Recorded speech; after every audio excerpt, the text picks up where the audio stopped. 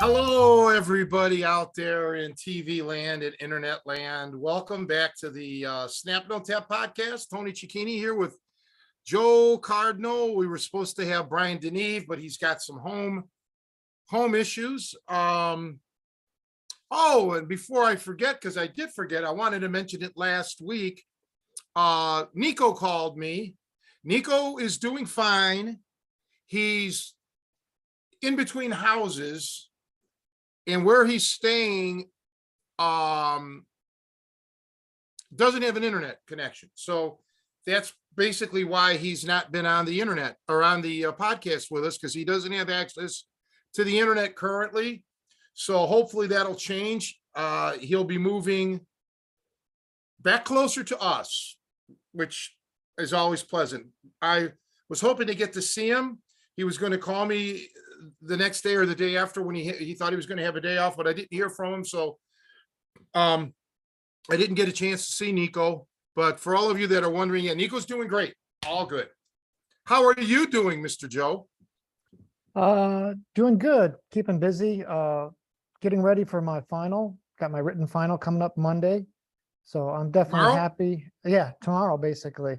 So prior to the recording here and probably after this afternoon, I'm going to be spending some time hitting the books. So looking forward to this being done. In the words of Bruce Lee, books don't hit back. Anyway, yeah, good luck on that. Let me know immediately whenever you find out, but then we'll make the announcement next week on the podcast. So yeah, outside of that, I still haven't been able to get in to see my mother because of the COVID outbreak. It fluctuates now, but it's, as of yesterday, was 26. It was 30 on Thursday, 25 on Friday, which actually scared me because I'm like, are these 5 people dead now, or are they in a hospital or whatever? And then yesterday cranked back up to 26. And it's a very small nursing home. So it's not like a hospital where you might have 500 patients. This place probably has 60, maybe. So about half the people in there are close to it. I've been striking out like Sammy Sosa with the job search. Nothing is panning out. Absolute nothing.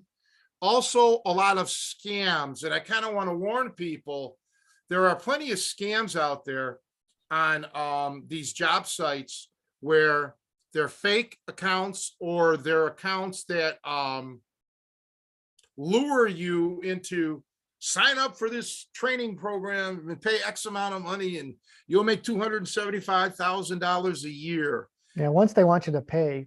Yeah, well, yeah, and some of them. Well, here. Okay, so I went and got my haircut a couple days ago. Friday, I believe. So we're filming Sunday morning here. And so the manager that normally cuts my hair was there. And she wanted to know about my mom. So I let her know because she used to cut my mom's hair. And I told her about the job thing. She says, this is all bullshit. I'm like, what are you talking about? She's like, they're not hiring. Okay. And now this is a woman who's in charge of hiring and everything. Okay. She's a member of the town and she knows what she's talking about. She's like, these companies, they put up signs saying help wanted, but they don't really want any help. They're not going to hire anybody. And I guess what she's alluding to is that they do it too. So, it's just I get their reasoning why they're doing it. It's deceptive, but it's also, it's kind of devious, the reasoning behind it. But yeah, I just think it's going to be very difficult. So I know that we're going to be doing a seminar coming up in June. I believe it's June 26th. We'll have more information next week when I firm everything up again with Chuck May. So I'm hoping that I can do some more seminars. If I can do a couple, 3 a month. All right. That would be great on weekends or something. So we just need a facility, somebody that's a gym owner that would be willing to bring me in. So far, we haven't heard back from Jason and Josh. I'm sure they're tied up, busy, but so I've got to move forward. And yeah, just for me, I'm just pumping away. So I've got a lot of job applications out there. Many of them have been rejected. I've done like 4 interviews, video interviews like this, which were very improper, very unprofessional, frankly. On the company's end, and these were major. 4 of them were, or 3 of them were major corporations. One actually ended up not showing up for the meeting. I told you that. I told you about that one. And they're still hounding me now with emails wanting to reschedule. I'm not going to reschedule. You're done. For 15. And I think I mentioned they wanted me to work 15 hours a week. I'm like, I didn't apply for a 15-hour-a-week job. I applied for a full-time job. So what else? Talk to me, kid. Well, first of all, I think the important point to highlight, just in case people haven't, but we'll reiterate it again, is that, yeah, you are now more available for seminars and personal training. So, because I know a lot of people have probably been listening to this podcast. I mean, we've been doing this podcast for a couple of years now, almost. And most of that time you've been tied up doing full-time care, and it's really shut down people's access to you. And I think people are probably, so I think it's worth just putting it out there. If you've been thinking about training, jump on it now, before Tony starts finding work and things like this. This is, so the opportunity is now more available, and that's important to get that word out. I think we mentioned it at the end of last time's podcast, but I want to kind of mention it here up front. Especially the 3-day and 5-day training sessions that I offer. If you're going to jump on that, jump on it now and lock it in, because the first serious job that comes along that pays enough, excuse me, I got to take it. So, which is natural. You can't expect people not to work. But yeah, thanks for mentioning it. And of course, please buy my products, my digital downloads or something, and even join the membership site, which, I mean, for $10 a month, no excuses not to join if you really like what I do. So I would really appreciate it if people would do that. But yeah, other than that, I talked to Martin yesterday, Martin Witkowski. I gave him his boxing lesson, digitally. And, which is also another option for some of you people that you may live wherever, and just want to do a few privates like once a week or something via Zoom. I can't do many because of the time allotment, but if you want to jump on that, that's an option. Send me an email. But Martin said, what did he say? Where he lives, the Lincoln Park area, he mentioned where this happened, and it was a place that I know, and with my memory now, that was just yesterday, and I don't remember. There was gunshots and shit. Never made the news, nothing like that. And this kind of ties into what we were talking about last week, how so many things happen and don't make the news. And not just in Chicago, this is anywhere in the country. I'm in a rural area. There's a lot of stuff that happens out here that never makes the news. So people have to be careful out there. So training is more important now than it has been probably for a few decades. It's good to get back into learning self-defense. That's why I'm itching to start teaching again. And what I would like to do is ultimately get a core of 15, 20 guys in the city that want to go through a progression of street fighting or self-defense, whatever you want to call it, which means all the techniques of slipping punches and moving and, and punching properly and wrestling properly and getting back off the ground, all that self-awareness stuff. And that, so they would be committed to, okay, this class this day is some skills, and we're just going to start building so that they're not expecting to learn these come alongs or these little tricks, but they're in it for the long haul. And if we could work out a couple times, even a couple times a month, and they woodshed, they actually practice the moves. Ideally once a week would be great, or twice a week, but once a week would be really great. But if they could just practice their moves, it would be terrific, and they would learn world-class skills, because that's what it takes. I mean, obviously there's a lot of unknowns about people's skill level and things like that. Oh, we have a surprise visitor here out of the blue. I'm gonna let you wait for it, Tony, here. Hold on a second. Should I put my glasses on to see? Definitely. Well, maybe you want to take them off once you see who it is.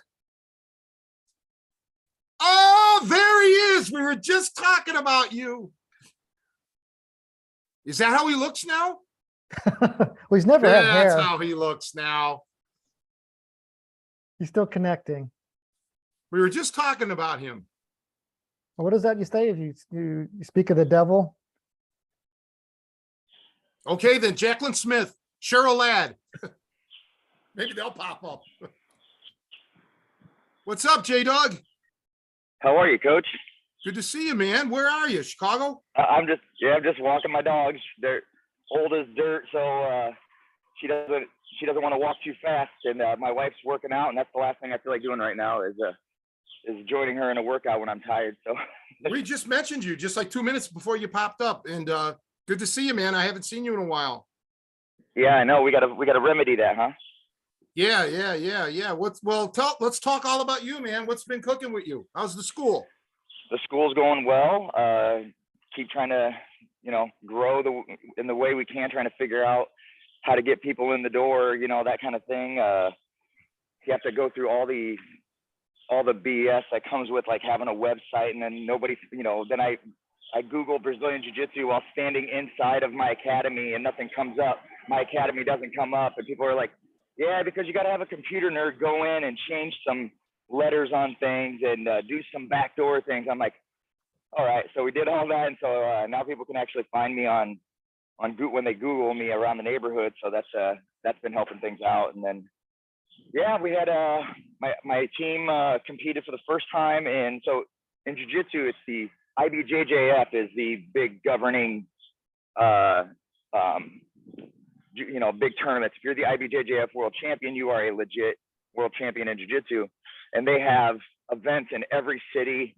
And so when they have the event in your city, it's a big deal. So if you win IBJJF at your belt level, in any city, let alone the world championships or something, it's a real deal. My team came in did their first IBJJF Chicago Open a few weeks ago, and we had some wins, we had some losses, and but everybody came in, and it's the journey of this whole thing. The wins and losses don't matter as much as what you did to get to even compete in something like that. Every single one of my students, they sacrificed their lives and their personal lives, and I have one student lose, what do you say, 40 pounds since January. So because he signed up for this competition, I mean, that's health right there. That's more than, whether or not he lost a tiebreaker match doesn't matter to me. The fact that he lost 40 pounds and is in a better place mentally and is huge, so. No, that's terrific, man. I'm happy for you. Yeah. Where was it held? The Odeum out in, what is that? Is that Villa Park? Yeah, I've been there. Not for, I think the last time I was there was actually for some wrestling thing many years ago. Yeah, I didn't appreciate it too much because it's like the bathrooms got gross real quick, and then they had no place for you to change, no place for you to warm up. Whereas this weekend, my judo instructor, Sensei Doug Tono, he held his 25th Tokan Classic. His academy is called the Tokan. And he held his 25th one there at, I forget what the place was even called now.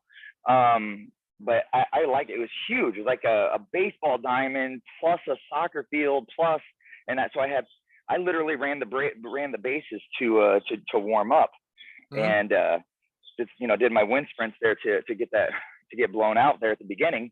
Whereas at the Odeum, I was like, I would have had to go outside and run around where there's cars and all this shit, And like I said, the bathrooms got gross real quick at the Odeum. Huh. Yeah, I haven't been there in many years, but my gym wasn't all that far in retrospect from the Odeum, but I think I was there too for some other show. It had nothing to do with athletics. They had something else, and some girl I was dating at the time wanted to go there for. It was some like home and flower show, or something like that. Yeah, I forget, this place was much nicer. It was but it was real clean and real open. Yeah, I did went 3-2 yesterday. I won my first 3 matches, and then kind of farted out on the last 2. I was trying to go, competition anxiety has been a big thing for me, as I just can never shake the nerves, and then I don't perform as well as I should. And so this judo tournament, I was really focusing more on my mindset more than I was even about executing any technique. And, not to make any excuses, but I almost feel like I tipped the scales too much, where after I won those first 3 matches, where at the end I was like breathing through my nose, I was trying to hear the advice of my friend Mark Vives, who's a sorry, train's going by there. I shouldn't walk near a train when I'm on a podcast. That was a dumb idea. But my friend Mark Vives, he owns a school up in Skokie that's very successful. He was like, man, you gotta look bored. He goes, I can see every time you're getting ready to explode into something, you like, it's almost like you rev up. And I'm like, oh shit, I do that. I don't have a poker face. Huh? That's a real shocker there. And so this tournament, I was trying to be just like, I kept hearing him saying, look bored. And I don't know. I by the time I got to that 4th match, I got to be honest, I was just like, I was kind of content with the goals I met for that day. And I didn't, I don't know. I almost felt like I was like, all right, I feel good now. I accomplished the day's goals.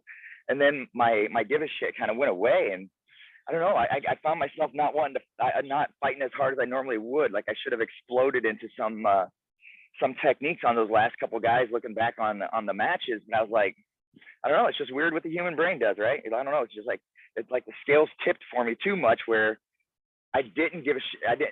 Instead of like caring so much about winning and losing that I made myself lose, I won the first 3 matches, and I was almost too content, where I was like, all right. Yeah. Well, You're yeah, not alone in that. I mean, I mentioned it, I think, a long time ago, but I know somebody who was literally the best in the world at what he does. And absolutely. And he had stage fright. He went to hypnotists and everything to try to, if he's a musician. Well, Jerry Sigler, my accordion teacher.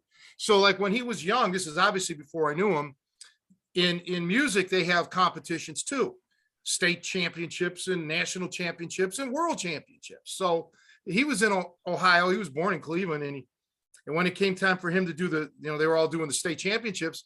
It was funny, he said, because everybody else was like, well, who's going to come in second? Who's going to come in third? Everybody, all the contestants just knew. They just knew that Jerry's going to win. He's just so much better than everybody. And sure enough, he'd blow it. He'd do something wrong, because of the nerves. And yeah, you can't recover in music. Once you blow it, you blow it. But so yeah, it's hard. They call it like when you shoot pool and that happens, they call it the yips. When you get like nervous. Yeah, the yips, man. I would get that a lot too. I'd get the yips shooting because everybody expected me to never miss a shot. I'm like, come on, man, it's too much pressure. Shit, Mm-hmm. But it's good to see you. How's your wife doing? She's doing good. She's just she's crushing her interior design business, and yeah, she's almost working too much, where I'm like, hey, settle down there. but no, she's doing good. I just met an interior designer a week ago. I went on a job interview to these two husband and wife are opening up a martial arts school. So I applied for their head instructor position, but I declined the job after, it's a chain school, but they're not martial artists. But she happened to be an interior designer, interior decorator, what have you. They were very nice people. I wish them all the best. You know, I hope they find an instructor and they knock it out of the park.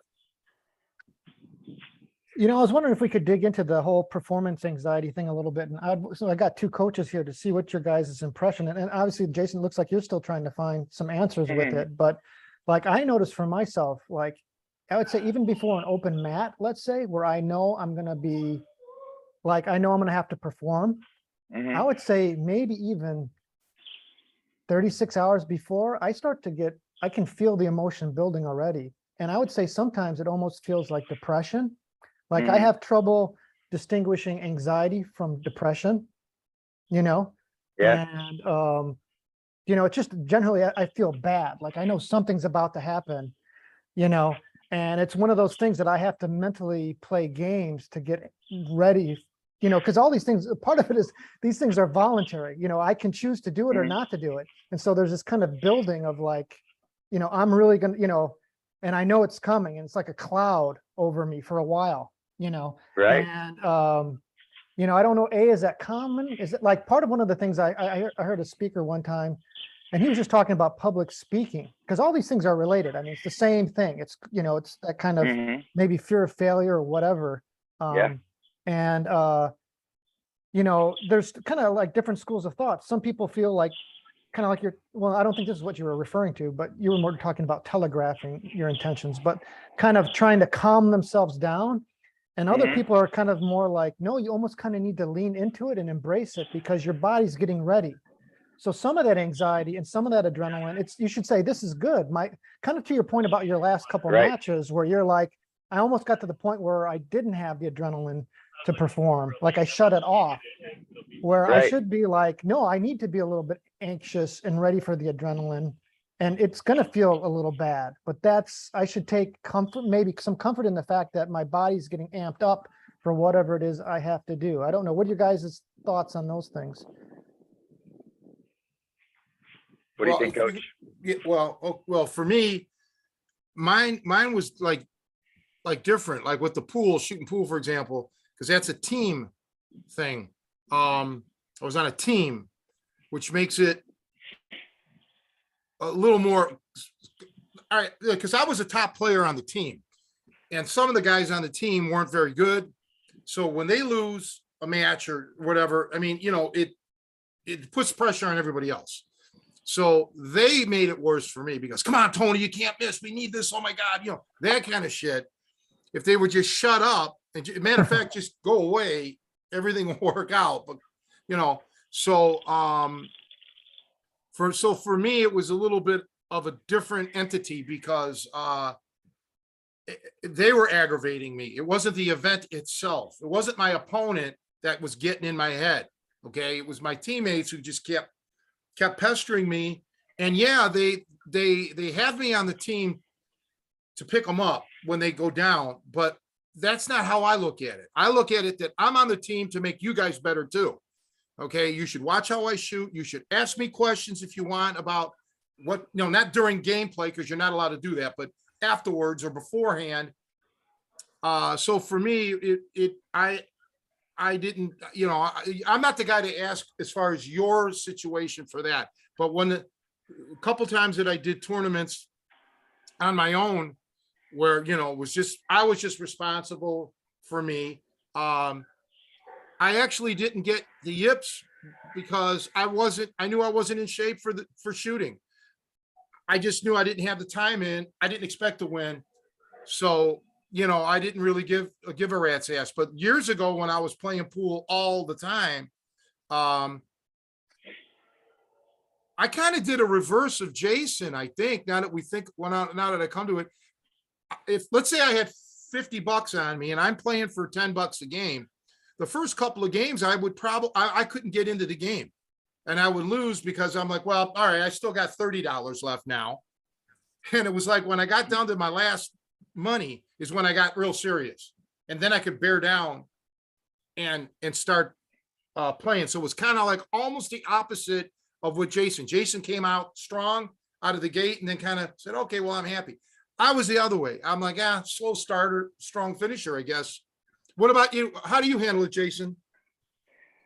Well, I'm not gonna lie, Joe. We're very common in that area where I still get nervous for doggone near to everything I ever do. Anxiety's always been kind of who I am. And I want to do my job so well that it's every single fitness class I've ever taught has been a mental obstacle course of and I don't know about you, but I don't, confidence is weird because you don't want to be cocky, right? Everybody thinks that any kind of confidence is cocky in our society. But yet you want to be, you have to have some cockiness to be good at anything, or to be great for that matter. So there has to be this little bit of arrogance about you if you're going to go in and really crush whatever it is you're going to do. And just like anything else, the outcome is not as, it's not as important as we think it is, especially when the intention is, it comes from a good place, So that's the way I always try to look at doing my job. Is every single fitness class I get a little, I'm like, oh man, I hope this is a good class for them. And even though I've been doing it 20 years, I still go into these classes going, oh man, I want this to be the class that they really want to come back tomorrow for. And if I feel like I didn't do that, then it really makes the rest of my day, or could be week. If I feel like some class wasn't right, then I'll hold on to that, which isn't good either. But yet you want to learn from the bad class, the classes where maybe the energy wasn't there or something like that. But I don't know. It's still a balance. I'm reading all kinds of books on coaching and mindset and all these things, and it's very common. And that's one place I find comfort too, is to understand that pretty much every single athlete not only goes through it, but you have to go through it, or else you're kind of a psycho. You find out who the greatest, kids quiet. You find out that the greatest of all time, all of them were nervous. Mike Tyson would cry before a fight. George St. Pierre, UFC Hall of Famer, he would do the same thing. He would say he would get so nervous that he would almost he would throw up, I think he would say. And to think of Mike Tyson like crying before a fight is hilarious if you didn't actually do something that made you nervous until you're like, okay, I get it. But yeah, I think step one is just saying not only am I supposed to have nerves for this, it's natural, and everyone else has nerves, and the ones that don't have the nerves are the weird ones. And that just in and of itself gives you a sense of relief. You're like, oh yeah, like inside of our DNA, I'm supposed to be nervous right now. That's one of the benefits of doing the thing I'm doing, is going through this exact thing. And that in and of itself, I don't know about you, but it gives me like a breath right there. I just can't help but to take a big sigh, and then, yeah.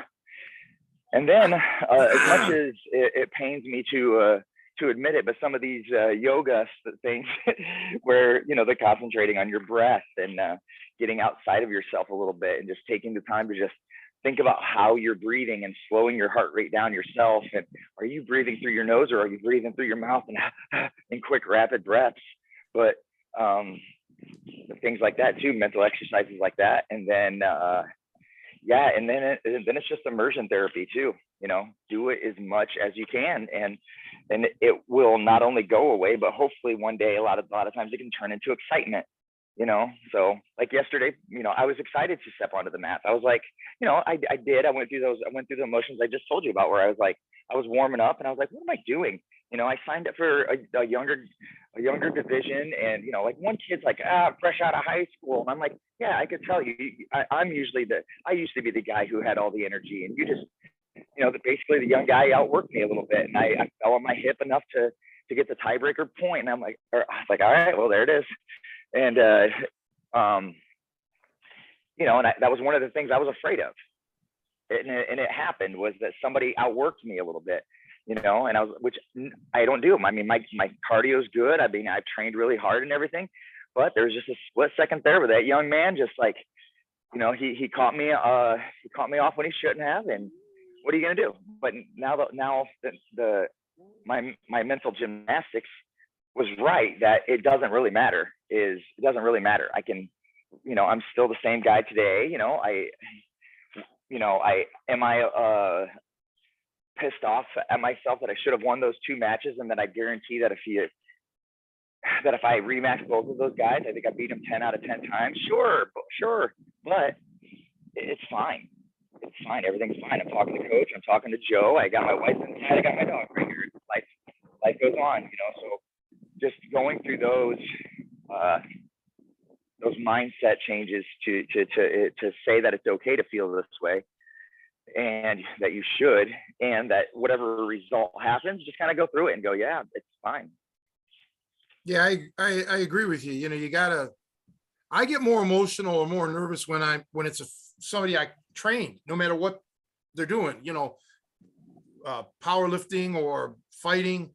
I really get nervous for that. That's because I care about them so much. I want them to do so good.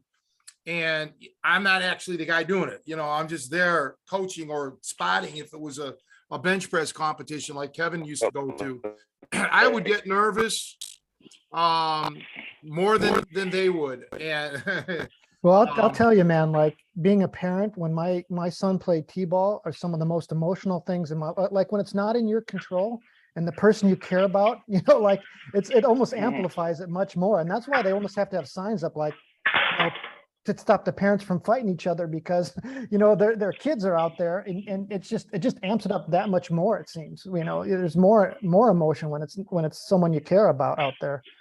With yourself, Right. it can be like, okay, it was just me, whatever.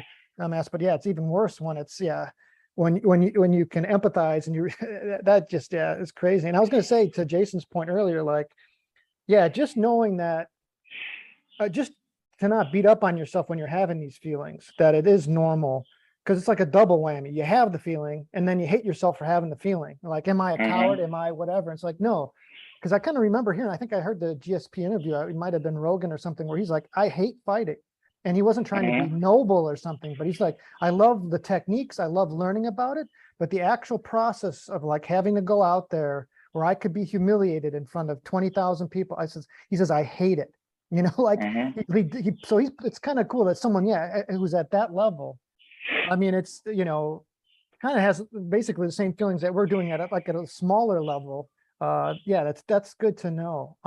And I was going to say, maybe coach, you don't feel playing pool, but I was wondering, like, for me, the first time my band played out, the very first time, we had a big backyard concert, and what made it worse too is that we did this backyard concert for our band, and we invited all our friends and family. So if we screwed up, not only would we know it, but all our friends and family would have seen, like it was like, if it had been an anonymous crowd, it'd be like, okay, these people don't know who we are. They never forget it. But it was like, we had amped up. And I just kind of remember kind of this interesting arc of my emotion and physicality, is that it was almost like a white noise of terror. Like I was actually, I think our guitarist, as a joke beforehand, went around with a phone and was just putting the phone in our face and like asking, because we're about to go on in like 10 minutes. And he's like, wow, you look terrible. You look terrified. Like he was just like, because he could see this white, this like, and I'll say this, well, it's like I said, it's an interesting psychological experience, because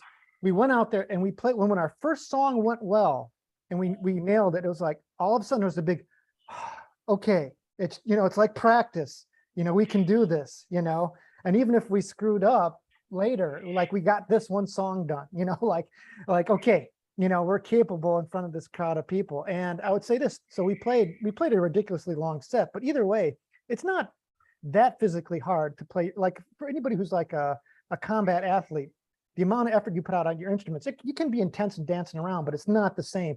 But I'll say this, man, I was exhausted afterwards, like the adrenaline drop at the end of that, like I could have collapsed. It felt like a truck had hit me, like it was been the hardest workout. My body was just like, I think it was everything was so amped up, probably my heart rate, everything. And the other thing too is our perception of time was different. Like I'm almost 100% sure we played every song at like double speed. Like we just raced through it just because we're all amped up, like there was no holding back. But it was, and also to your other point is that subsequent shows we played in gigs, like each time there was definitely anxiety, but it was never that absolute like numbing level of terror from that first show, And although I'll say this though, we haven't played in a while, and I bet you our first time we'll play again, it may not be as bad as that first time, because I have that memory of like, oh, I've been out there on stage, I've done this, I can visualize it, I know what it's like. But there's still some rust there. It's like, what's, how are we going to play? So the first time back out there, it's a little edgy, Well, sure. I never had the option. My very first boxing match, my mother and stepdad and my grandfather were there, but my family never came to any of my sporting events. Nothing outside of that one. Never came to another boxing thing, no football games or track. So I didn't have that fear of failure in front of my friends or family. Okay. So I personally, I can't relate to that directly. But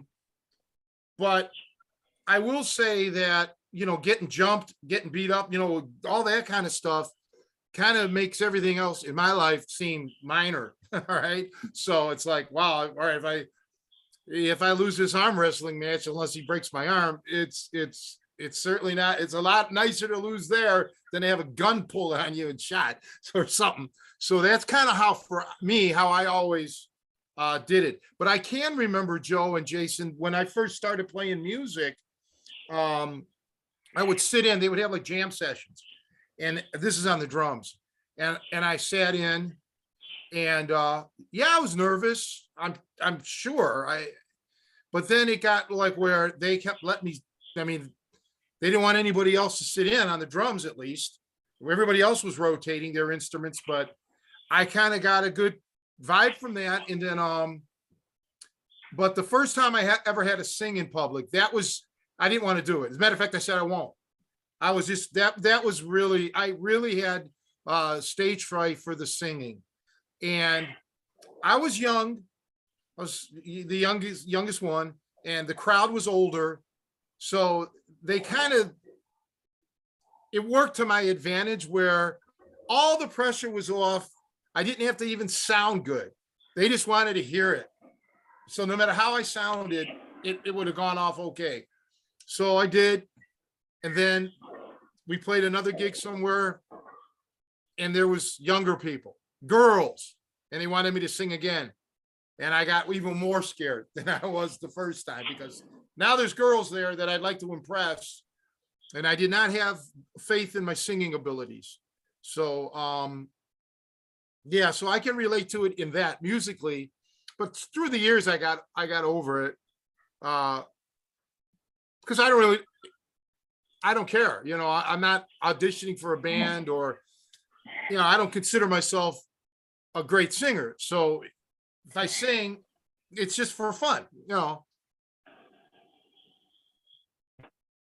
Yeah, that not caring kind of helps for sure. I don't give a shit. Right. Like when I was taking care of my mom, all the stress that I was under with that. And then, I'm going to go play a high pressure pool game or some other high pressure thing voluntarily. No, like even now that I'm able to get out, I don't shoot pool. I don't even pick up a cue stick anymore. I don't want to do it. I did start lifting weights again this past week, like I said I would, but I'm not lifting heavy.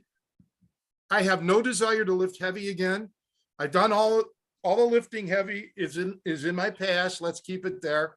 I just want to, kind of stay halfway decent in shape for an old fart, and, not get injured, So, yeah. And of course, where I go, this Planet Fitness, no offense. I get my workouts in, I guess, but it's not a gym. It's not like my kind of gym, you know, where I can do free benches and, you know, all of that. It's a commercial gym. So I don't have they frown on powerlifting there anyhow. It's illegal to do it there. They don't have the equipment and they got signs about it, you know. So I think that's kind of helpful. So I just go in there, do my sets, and then I'm out. So I'll be there tomorrow morning. Well, Coach, I got to get off of here, but I wanted to drop in and say hi. I hadn't seen your face in far too long, but hopefully we can get together and maybe we can start training again soon, huh? Okay, let's keep in touch. Yeah, that sounds good. All right, thank you, Jason. Good luck. Joe, you're always one of my favorite people, brother. Thank you, man. Thanks again for jumping in and listen to the beginning of this podcast, Jason, because Tony has some interesting ideas about classes and things. So Oh, just right to on. prick your I brain. will. So check it out. Absolutely will. We'll keep in touch. All right, hope to see you both soon. Love you both. Love you Bye. too. Love you, man. That was a nice surprise. Absolutely. Very cool. Yeah, you know, we were just talking about him too, and you know, he's honest about it, which is great. He doesn't have that kind of ego that a lot of the martial arts schools or head instructors do. You know, the tough guy. You know, he admits his things, and I yeah, it's just a great place. You know, and I hope his gym picks up. You know, I wish I lived closer. You know, I found it. For those of you who don't live in Chicago or a big city, Martin hit on something yesterday when we were talking about one guy. I won't even mention his name. Well, his first name's Rick, and he had moved to the suburbs. And Martin's like, you know, yeah, well, he moved to the suburbs, so we don't keep in touch. I don't have time to keep in touch with somebody from the suburbs, you know. And funny, that's just how a lot of city people are. Now, Martin does drive, but many don't. Jason doesn't. My friend Vince doesn't own a car. He can drive. He doesn't own one. So it's hard for me to really lend a hand when it's a 2-hour one-way trip with tolls to get to the city. Okay, so for me to just drive down to his gym 3 days a week and just like hang out, it isn't feasible. You know, I can't do it now. It would have to be strictly professional. You know, I'd have to get, you know, it'd have to be a job. And vice versa. Jason wasn't able to come out to my house because I'm too far away and he doesn't drive. So for some people that don't understand that, I get it. But I wish him the best. I wish everybody the best. I don't want to see anybody fail. You know, I know what it's like to lose your business or to have things go wrong. I don't want that for anybody, a legitimate person, not a thief or something, but I don't want to see anybody out. So, you know, we always recommend Jason. We always recommend Josh, Rick Solo's gym. And this is not exclusive to those guys. There's others too that, you know, I know that have great gyms in, you know, in different areas of the country. We should probably talk more about the, you know, like Terry Dow in New Hampshire. I got to get a hold of him. He's got a great facility. He's Bill Wallace's #1 guy. He's going to take over Bill Wallace's Superfoot system or whatever. But boy, it was a good surprise. It's nice to see people. I just had talked to Scott before we launched this podcast today. I was on the phone when you came on, so I hung up and I'm like, you know, nobody keeps in touch, you know, really one or two, but you kind of can get lonely and it gets frustrating. But at least I'm not getting bad phone calls that such and such died. You know, that worries me. You know, there's always a possibility, but yeah, I'll reiterate your honesty thing, because I think there is kind of a trend, or like, you know, I don't know, it'll come up time to time, especially in the martial arts, where like, you know, you have no fear, you know, and I don't know fear and this kind of stuff. And it's bullshit.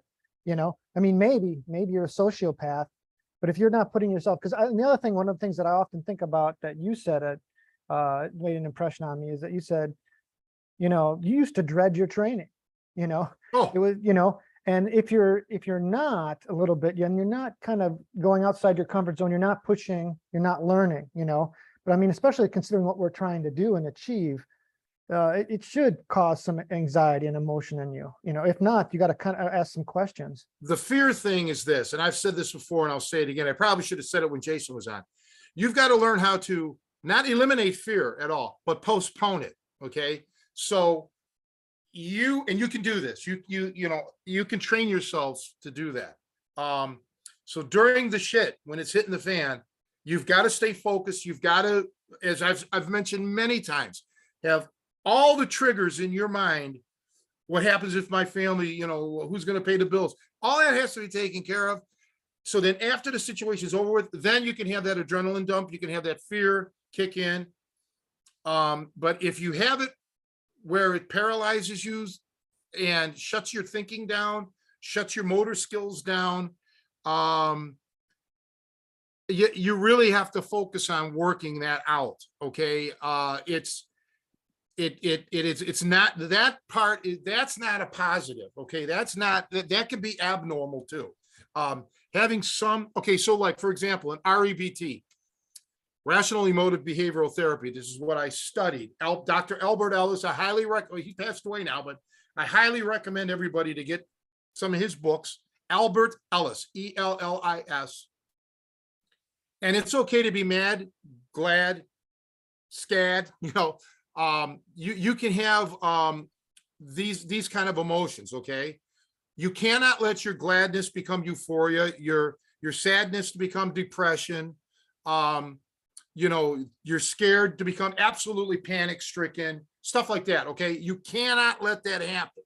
That's when you have a problem, either too high or too low. So you have to, there's like a little range. And you're right. If you don't have any of those emotions, and you're probably a sociopath at minimum, or personality disorder, who knows, right?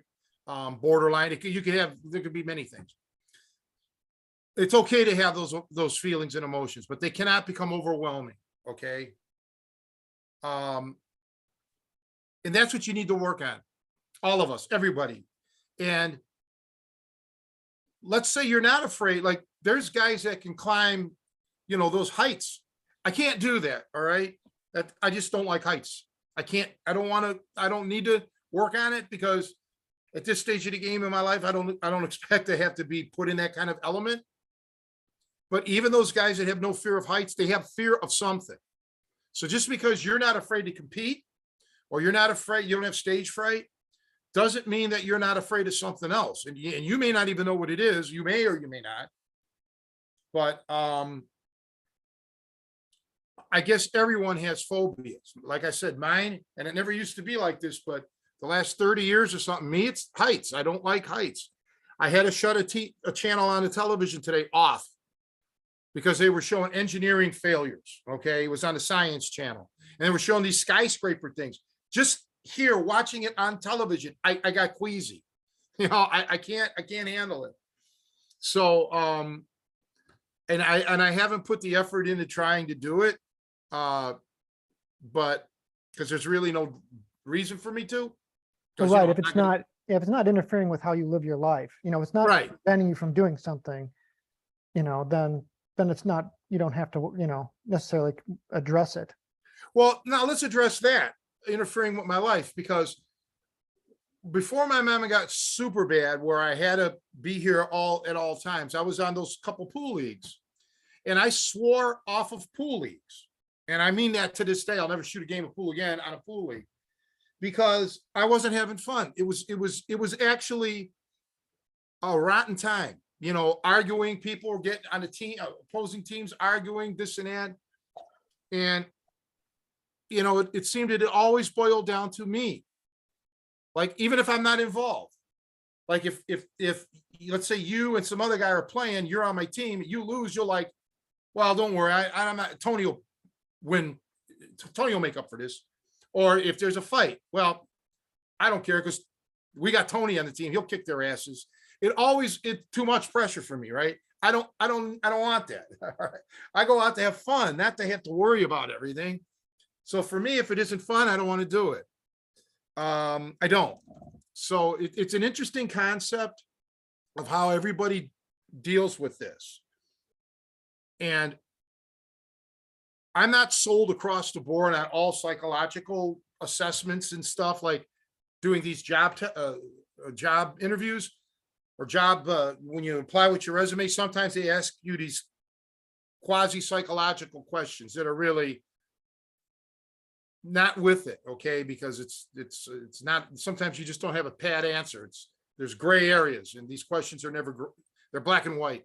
And a lot of times you can know how to answer those things and not be honest. Like if you know what they're trying to ask, like a lot of psych evaluations, like what the right answer should be. I mean, I'm not saying you did this, but I'm just saying in general, for those things to work, the person has to be 100% honest, I mean, like if someone was to go to therapy, part of it is just getting them to open up and be honest about it, because I think a lot of people are like going back to Jason saying, yeah, I have anxiety when I compete. This is something I struggle with. A lot of times people can't even admit that to themselves, let alone other people. Like we deceive ourselves so much about, so much we're told, oh, you shouldn't feel fear, or you shouldn't feel whatever. There's all these, or you shouldn't feel jealousy. There's all these negative emotions that are natural for people to feel. But, I think we're conditioned to not admit that we have these things, and that it's okay. This is part of life, and be honest about it. I think that's like the first step, maybe for a lot of people. But yeah, some form question. I mean, they have whatever. A lot, most people, that's the tricky thing about human psychology is we're smart enough to know maybe what the right answer is supposed to be, whether it's actually what's going on or not, and it's not an accurate reflection of where you're at. Well, they had young kids, very, very, very young. Some were still in college as the recruiters. So, you're not it's not a level playing field. You don't have the experience that I have in dealing with, in my case, customers or students, but let's use the term customers, from all over the world. They don't have that. They don't have that kind of experience. So when they were asking certain questions, and I gave them the answer, it wasn't an answer that they expected, because I'm not an office worker kind of guy. I've dealt with people at a high level of stress, where their life is on the line, or they're training for a tournament they want to win. It's more than just looking for the cheapest price of something, or my cable channel didn't work today. So yeah, I think I've what's the word? I've relegated myself now to, once again, I don't give a shit. I don't expect to get a job. I don't. Not based on what this past couple of weeks has been like. It's been ridiculous, really, very unprofessional on their end. And it's more than one outfit. It's more than one genre of work.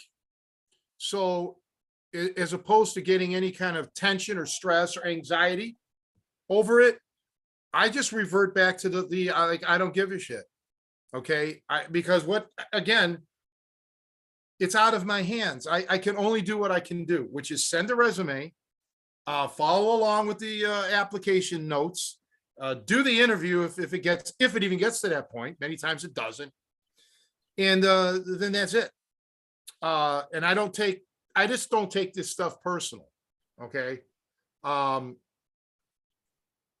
like Jason doesn't appear to take it personal, what happened yesterday. Okay. So he said he won 3 matches. He lost 2. He probably could have won those 2 matches.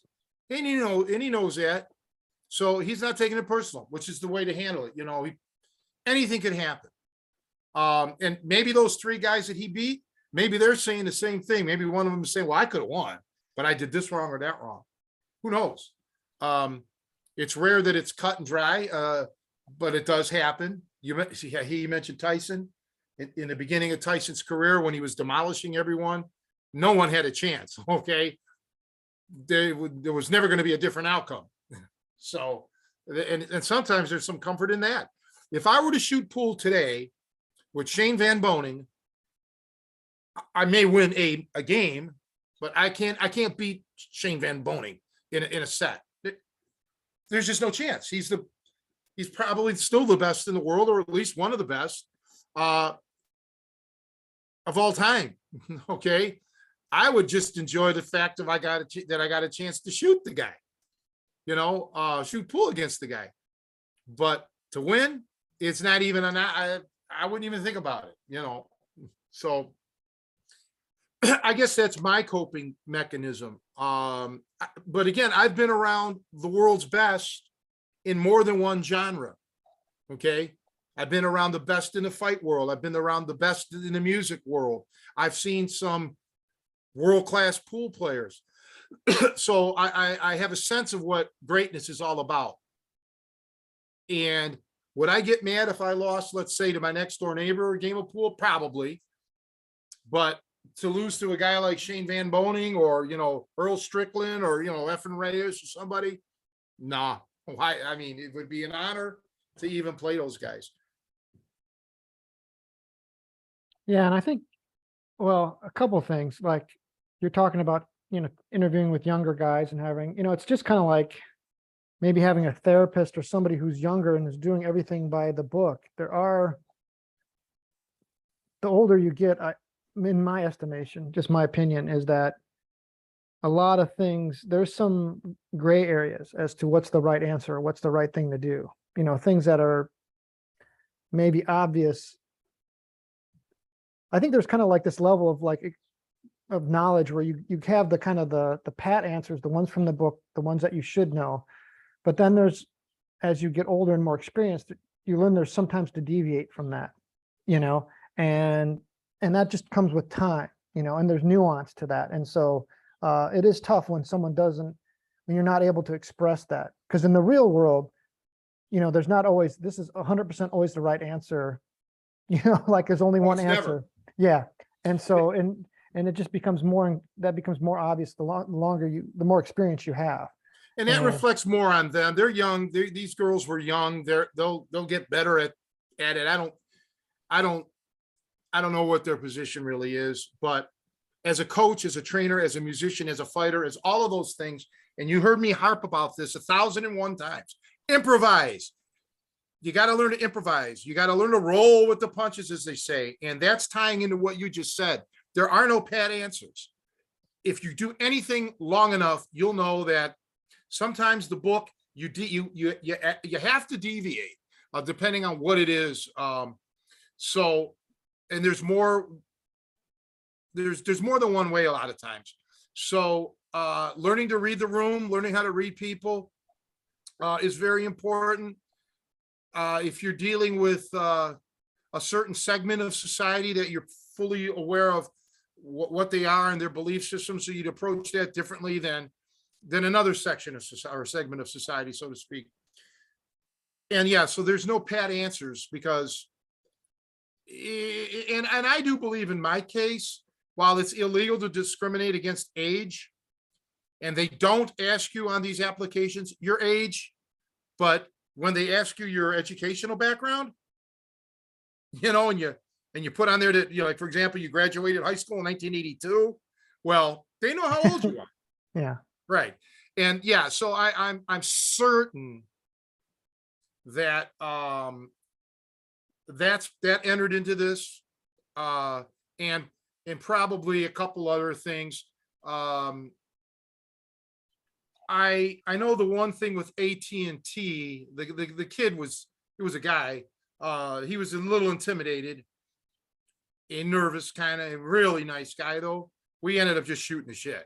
Okay. Because I wasn't going to get the job. I wasn't going to take the job either way. And he kind of felt bad. He's like, this is like a union job, which I didn't know.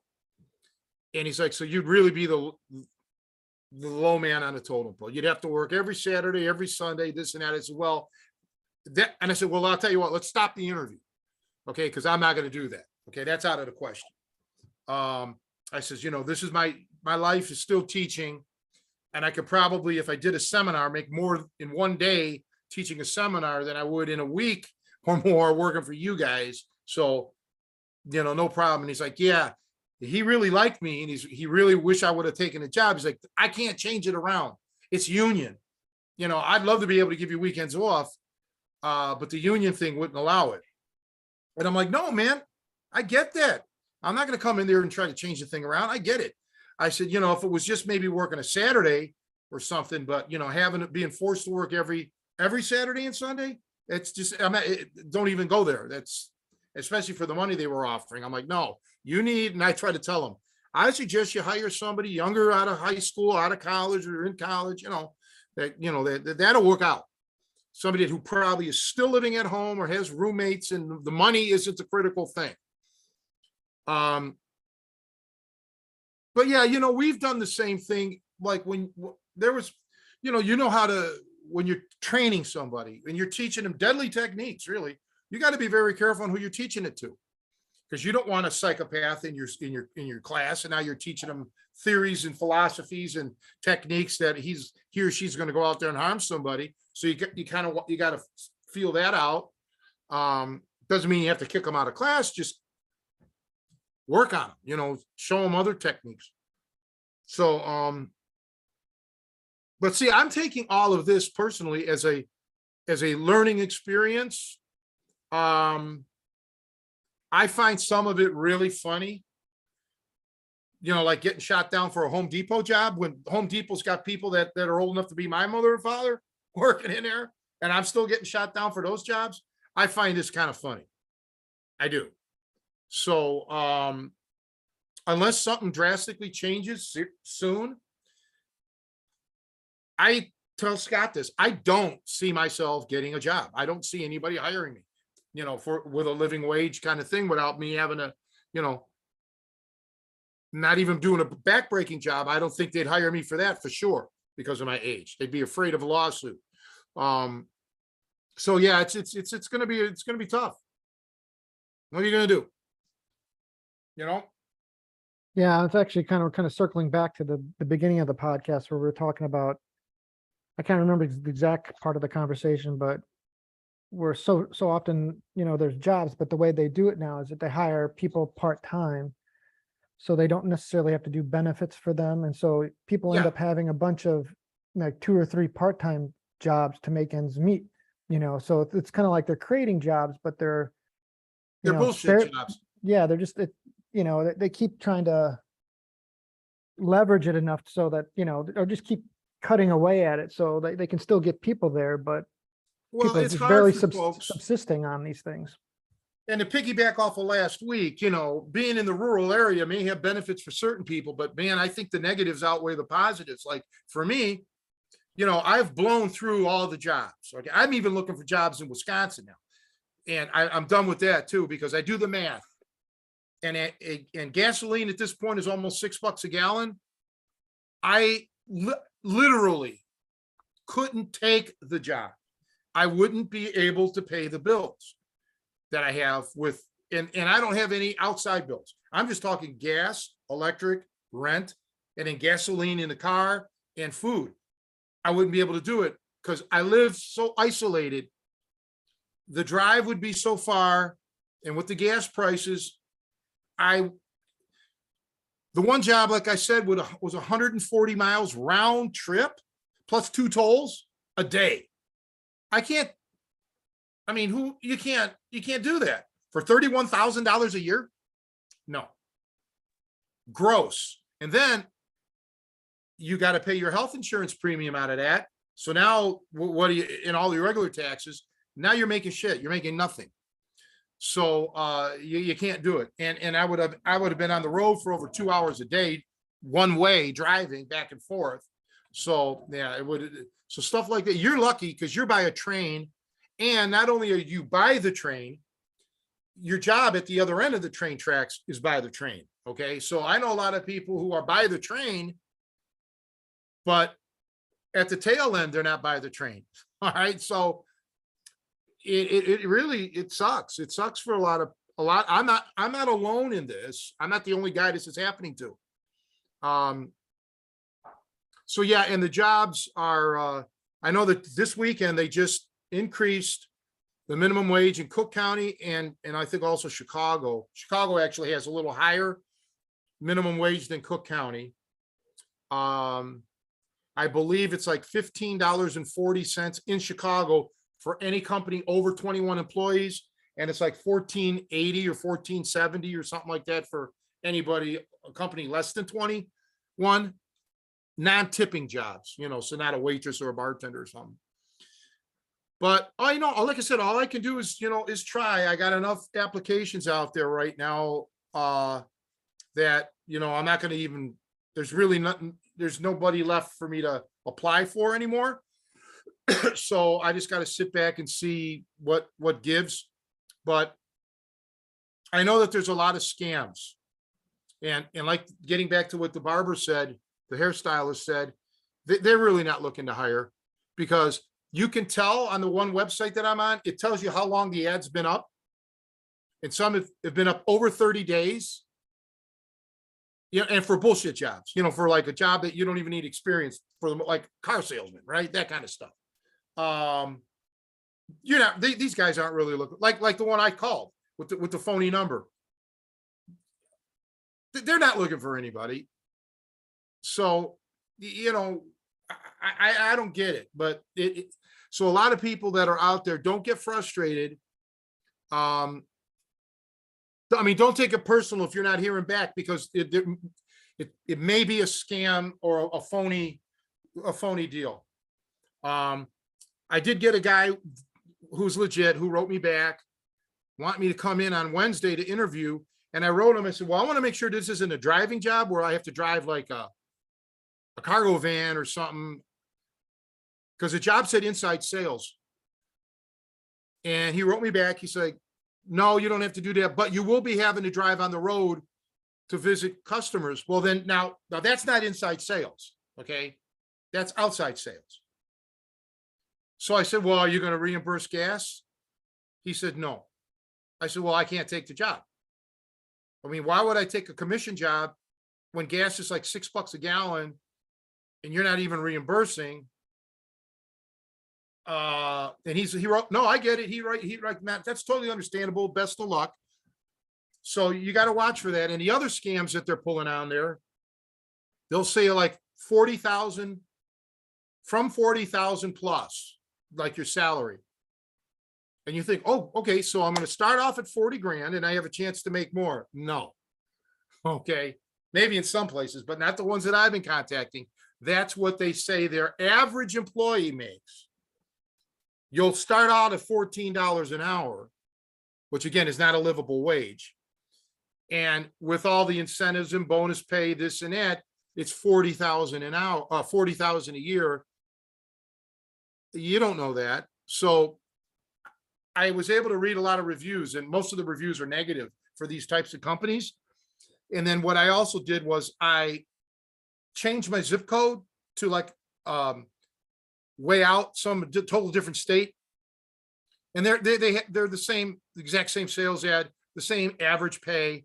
So if anybody knows anything about sales, it's all about location, where you're at. So like maybe if you're Midtown Manhattan, you're going to get a lot more sales than you would in the middle of nowhere, right?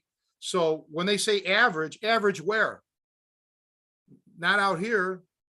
You know, so it's disheartening, but you got to keep going forward. So you got a job, you've been there 20 years, you know, that's a good thing. Try to keep your job, because it's not that well, you know, unless a headhunter hits you up, you know, I'd stay where you're at, unless you do that male modeling thing again. Yeah, well, that's what I'm counting on. So that's my fallback. So I don't have the same stresses that you do, you know. Well, I We did can't all see, be, yeah. all kidding aside, I got this thing that said something about John Ford, or not John Ford, but Casablanca or something, one of them, some modeling agency thing, like, not that they contacted me, but that Indeed.com suggested I'm like, what, why would they say that? Why, you know, it's, you shake your head. And the other thing that I noticed is this shit's loaded with insurance agencies looking for help, but you have to be a licensed insurance agent. I mean, hundreds of jobs for insurance. If you were an insurance agent, straight commission. Many of these jobs are straight commission. And I just won't do that. I mean, for 30 years almost, I've been doing straight commission in essence. Okay. That's what this is. If I don't sell a product, if somebody doesn't sign up for my website or buy a DVD or something, I don't make a dime. That's straight commission. Okay. I don't want that anymore. I need a guaranteed income, you know, boom. But yeah, I just found it very interesting because, like I said, I've never had to be out looking in the job market. It's been what, 35 years since I had to do that. So now I see it's, but with your looks, Joe, your personality, I'm telling you, you should probably go to like hang out at art museums and stuff where they have statues. And there may be some struggling artists out there, and you could not only make a lot of money, you could make that artist very famous if they do a sculpture of you or something like that. Or more importantly, like catch the eye of some rich art patron who wants to use like their kept boy, you know, they can just, Well, you're married. You're a married man, so watch what you say on, you know. Okay, but outside hey, of if the that, money's right, I'm sure there could be an arrangement. yeah, there always is, isn't there? There's always a workaround. But anyway, guys, I guess we should wrap it up. I mean, it was a nice surprise guest this was kind of like a weird, it's me venting. This is my therapy today. Pissed off at the Yeah, job that my market. bill will be in the mail. Yeah. Yeah. Well, you know, there's other people probably that might be in my position. And if they're struggling too, don't feel so bad. You know, I'm probably going to be very unemployable because of what I've done for a living. And I'm almost locked into being able to just coach and teach. And I don't see that unless we can get something cooking with Josh and Jason. I think we hopefully got something going with Chuck and anybody else. Yeah, in the Chicago area, that would be great. But whatever, we'll see what happens. But anyway, guys, thanks for listening and watching. Joe, as always, you're the greatest, as you say, always to me. Tony, I'm the greatest human being that ever lived. Yeah, I agree. So you got that going for you too, Joe. Well, yeah, and get no argument from me. You know, you speak the truth. All right, everybody. See you next week. All right. Bye.